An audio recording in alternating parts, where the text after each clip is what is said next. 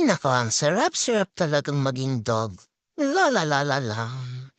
Pagkaligo, magsislip na ako, ihihele pa ako. Tapos kakain, matutulog, maglalaro.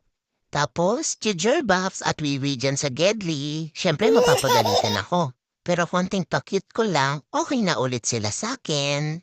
Tapos, maya-maya, magtatamlay-tamlayan ako, magpapaawa, para mag-aircon na. Ay naku, hindi katulad ng mga magulang ko, mukha silang stress. Stress na stress sila sa bills. Tapos titingin sa akin, ako sisisihin. Ang lakas ko daw sa aircon. Ang lakas ko daw magpa-vet. Tapos ang lakas ko daw kumain, ang mahal-mahal daw ng dog food ko. Aba, ako pa ba ang sisisihin? Kasalanan bang maging cute? Ha? Ha? Kasalanan ko ba? Cute ako? Na in love lang kayo sa akin dahil cute ako. Cute ako.